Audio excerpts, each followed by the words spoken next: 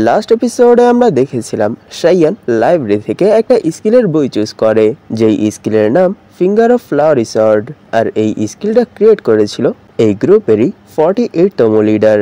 আর এই স্কিলটা মাস্টার করার জন্য শাইয়ানকে লিডার থার্ড গ্র্যান্ড এল্ডারের কোঠায় পাঠিয়ে দেয়।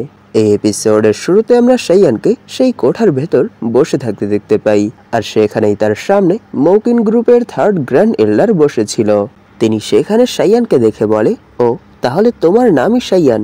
আমাকে লিডার এক চিঠির মধ্যে সবকিছুই ডিটেলসে খুলে বলেছে যে তুমি 48তম লিডারের সেই স্কিলটা, যার নাম ফিঙ্গার অফ ফ্লাওয়ারি সর্ড, সেই স্কিলটা শিখতে চাও, যার জন্য তোমাকে সুন্দর মেয়েদের কাছে কাছে থাকতে হবে। আমি কখনোই এরকম কোনো রিকোয়েস্টে সামনে আসি না, সবসময় এইসব কাজের জন্য আমি আমার সার্ভেন্টদেরকেই পাঠাই।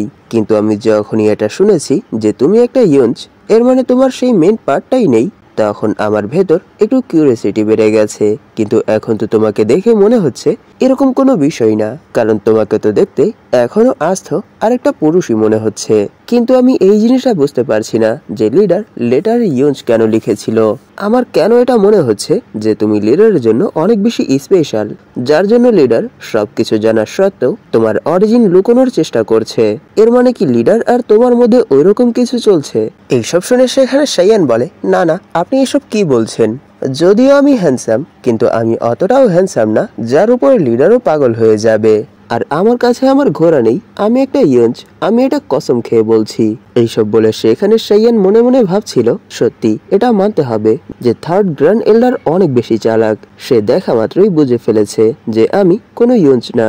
তাই এখন আমার অনেক বেশি কনসিয়াস থাকতে হবে, কারণ এটা বলা যায় না যে তিনি কখন আমাকে এক্সপোজ করে দেয়। আর যদি আমি কোনোভাবে এক্সপোজ হয়ে যাই তাহলে আমি অনেক বড় ফাঁসা ফেসে যাব।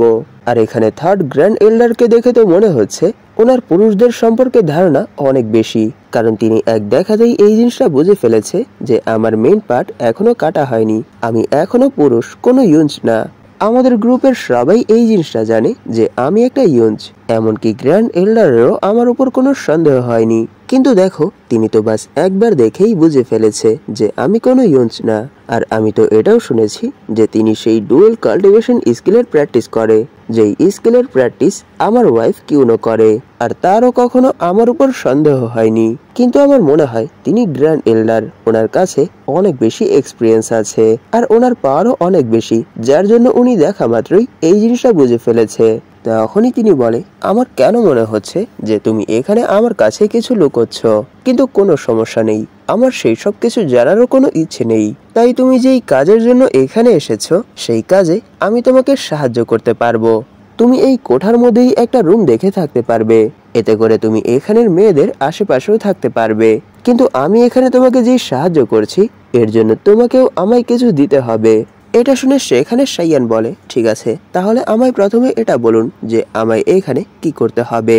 আর এখানে শাইয়ান অনেক বেশি নার্ভাস ছিল, আর এরই সাথে সে সেখানে ভাবছিল লিডার আমাকে বলেছিল এখানে আমার ফায়দা হবে, কিন্তু আমি এখানে আসলে ওনারও অনেক বেশি ফায়দা হবে। কিন্তু ওনার কি ফায়দা হবে এই সম্পর্কে লিডার আমাকে কিছুই বলেনি। এরই জন্য আমি এখানে এই জিনিসটা বুঝতেই পারছি না যে এখানে ওনার কি ফায়দা হবে, আর এখানে তিনি আমার কাছ থেকে কি চায়। তখনই তার মাথায় আসে যে তিনিও তো সেই ডুও কাল্টিভেশন স্কিলের প্র্যাকটিস করে, যে স্কিলের প্র্যাকটিস আমার ওয়াইফ কিউন করে। এর মানে কি তিনি আমার সাথে ওই সব কিছু করে আমার ভেতর থেকে আমার সব ডিভাইন এনার্জি অ্যাবজর্ব করতে চায়। যদি এরকমটা হয় তাহলে আমি ওনাকে বাধা দিতে পারবো না, কারণ তিনি কোনো সাধারণ ওমেন না, তিনি মৌকিন গ্রুপের থার্ড গ্র্যান্ড এল্ডার। তিনি যদি আমাকে ফোর্স করে তাহলে আমি কখনোই রেজিস্ট করতে পারবো না, ওনার সামনে আমি টিকতেই পারবো না, কারণ ওনার এই স্কিলের পাওয়ার অনেক বেশি। আমার ওয়াইফ তো আমার ভেতর থেকে অল্প অল্প করে ডিভাইন এনার্জি অ্যাবজর্ব করতো, কিন্তু তিনি এক চান্সেই আমাকে শেষ করে ফেলবে। যদি এরকমটাই হয় তাহলে তো আমি এখানে অনেক বড় একটা প্রবলেমের মধ্যে ফেসে গেছি। তখনই সেখানে গ্র্যান্ড এল্ডার বলে, তোমার এরকম আবল তাবল কিছু ভাবার কোনো দরকার নেই, কারণ আমি এখানে তোমার সাথে সেই সব কিছুই করব না। এখানে আমার কিছু স্টুডেন্ট আছে আর তারা একটা স্কিলের প্র্যাকটিস করে যার নাম হার্ডলেস স্কিল, আর এটা সিক্রেট অফ জয় এই স্কিলের সাথে অনেকটা ম্যাচ করে। আর এই স্কিল শুধু মেয়েরাই শিখতে পারে, আর এই স্কিলে মাস্টারি হাসিল করার জন্য মেয়েদের হ্যান্ডসাম ছেলেদের কাছে কাছে থাকতে হয়। শুধু তাদের কাছে থাকলেই হয় না, তাদেরকে একটু ইরোটিক ওয়েতে, এর মানে তাদের সেই ছেলেদের সাথে ফ্লার্টিং করতে হয়। আর এরই সাথে তাদের অনেক ক্লোজ থাকতে হয়। এই সব কিছুর মাধ্যমেই সেই ছেলেদেরকে তাদের ভালোবাসার জালে ফাঁসিয়ে ফেলতে হয়। আর যদি কোনো ছেলে তখন সেই মেয়েকে ভালোবাসতে শুরু করে, তাহলে তার এই টেকনিকের গ্রোয়িং স্পিড অনেক বেশি বেড়ে যায় আর সেও অনেক বেশি পাওয়ারফুল হয়ে যায়। তাই তুমি এখানে এটা ধরে নিতে পারো যে এটা একটা ব্যাটল, যেখানে মেয়েদের ছেলেদেরকে তাদের ভালোবাসার জালে ফাঁসাতে হয় আর ছেলেদের এই জিনিসটাতে রেজিস্ট করতে হয়। সত্যি এটা মানতে হবে যে তুমি অনেক বেশি হ্যান্ডসাম আর এর সাথে তোমার কাছে অনেক অ্যামেজিং ম্যাজিক্যাল পাওয়ার আছে। তাই যদি আমার কোনো স্টুডেন্ট তোমাকে তাদের ভালোবাসার জালে ফাঁসিয়ে ফেলতে পারে, তাহলে এতে তাদেরই অনেক ফায়দা হবে, কারণ তোমার কাছে সেই সব রিকোয়ারমেন্ট ফুলফিল আছে। তাহলে বলো, তুমি কি এই চ্যালেঞ্জ অ্যাকসেপ্ট করবে? এইসব শুনে সেখানে সাইয়ান অনেক বেশি খুশি হয়ে বলে, ও এত সিম্পল একটা কাজ, কোনো সমস্যা নেই, আমি অ্যাকসেপ্ট করলাম। এটা শুনে গ্র্যান্ড এল্ডার বলে, তুমি একটু ভেবে নাও, কারণ এটা কোনো সাধারণ বিষয় না। কারণ যদি তুমি এখানে কোনোভাবে হেরে যাও আর তাদের ভালোবাসার জালে ফেসে যাও, তাহলে তোমার সাথে অনেক খারাপ কিছু হবে। এইসব শুনে সাইয়ান বলে, না না, এখানে আপনার এইসব কিছু নিয়ে টেনশন করার কোনো দরকার নেই। কারণ যদি আমি এখানে হেরে যাই, তাহলে আমার সাথে কি বা হবে? আমার ভেতরের সব এনার্জি তারা অ্যাবজর্ব করে ফেলবে, আমি তাদের গোলামের মতো কাজ করব আর আমার বাকি লাইফটা এখানেই তাদের সাথেই কাটাতে হবে। কিন্তু এরকমটা হবে না, কারণ আমার নিজের উপর পুরো বিশ্বাস আছে যে আমাকে কারোর ভালোবাসার জালে ফাঁসানোটা অনেক বেশি কঠিন। এইসব বলে সে সেখানে ভাবছিল সে কি ভেবেছে, আমি কি কোনো সাধারণ পার্সন? না, আমি কোনো সাধারণ পার্সন না। এই ওয়ার্ল্ডে আসার আগে আমার পেছনে অনেক সুন্দর সুন্দর মেয়েরা ঘোরাঘুরি করত, তারা সব সময় আমার কাছাকাছি থাকার চেষ্টা করত আর তারা আমাকে তাদের ভালোবাসার জালে ফাঁসানোর চেষ্টা করত, কিন্তু আমি কখনোই ফাঁসিনি। আমি আমার আগের লাইফে সিগমা মেল ছিলাম আর এই লাইফেও ঠিক একই রকম সিগমা মেলই আছি, কারণ এই ওয়ার্ল্ডে আসার পর আমার পেছনে অনেক মেয়েরা পাগল হয়েছিল, কিন্তু আমি কখনোই কাউকে পাত্তা দেইনি আর কারোর ভালোবাসার জালেও ফাঁসিনি। তাই এখানে ওনার স্টুডেন্টদের পক্ষেও আমাকে তাদের ভালোবাসার জালে ফাঁসানোটা ইম্পসিবল। তখনই সেখানে সাইয়ান বলে, গ্র্যান্ড এল্ডার, আপনি অনেক বেশি বিউটিফুল, এর মানে নিশ্চয়ই আপনার স্টুডেন্টরাও অনেক বেশি বিউটিফুল হবে। তাই যদি এখানে আমি কারোর ভালোবাসার জালে ফেসেও যাই, এতেও আমার কোনো দিক দিয়ে লস হবে না। সাইয়ানের এরকম কনফিডেন্স আর তার এইসব কথা শুনে গ্র্যান্ড এল্ডারও খুশি হয়ে যায় আর তিনি বলে, এখন তো তোমার উপর আমার ইন্টারেস্ট অনেক বেশি বেড়ে গেছে। এটা বলেই তিনি সেখানে ক্ল্যাপিং করে আর ওনার এই ক্ল্যাপিং এর সাথেই সেখানে ওনার অনেকগুলো স্টুডেন্ট চলে আসে আর ওনার সবগুলো স্টুডেন্টই অনেক বেশি বিউটিফুল ছিল। সেখানে তারা সবাই একসাথেই সাইয়ানকে গ্রিট করে আর সে সেখানে এতগুলো বিউটিফুল মেয়ে দেখে অনেক বেশি শক হয়ে যায় আর এরই সাথে তাদের সবাইকে গ্রিটিং করে। তখন সে সেখানে ভাবছিল, আমি তো ভেবেছিলাম ওনার স্টুডেন্ট 4-5 জন হবে, কিন্তু এখন তো দেখছি ওনার স্টুডেন্টের সংখ্যা অনেক বেশি। কিন্তু কোনো সমস্যা নেই, আমি সেই বইয়ের মধ্যে পড়েছিলাম যে সেই স্কিলের প্র্যাকটিস করার জন্য আমায় কমসে কম 5 জন মেয়ের সাথে থাকতে হবে, আর যদি এর দ্বিগুণ 3 গুণ অথবা এর থেকেও অনেক বেশি হয়, তাহলে তো আরো অনেক ভালো। এই স্কিলের গ্রোয়িং স্পিড আরো অনেক বেশি বেড়ে যাবে। সেই দিন থেকেই সাইয়ানের আর সেই মেয়েদের মধ্যে ব্যাটল স্টার্ট হয়ে যায়। এখানে দুই পক্ষকেই একে অপরের অনেক কাছে থাকতে হবে, আর তাও ইরোটিক ওয়েতে। আর এখানে সেই মেয়েরা কন্টিনিউয়াসলি সাইয়ানকে তাদের ভালোবাসার জালে ফাঁসানোর চেষ্টা করবে, আর অপরদিকে সাইয়ানকে এই জিনিসটাকে রেজিস্ট করতে হবে। আর এখানে সাইয়ান এক এক করে সেই মেয়েদের সাথে টাইম স্পেন্ড করতে শুরু করে। আর এখানে সাইয়ান একদিন শুধু এক মেয়ের সাথেই টাইম স্পেন্ড করার সুযোগ পায়, আর সেই পুরো সময়টা সাইয়ান তাদের সাথে অনেক বেশি এনজয় করে।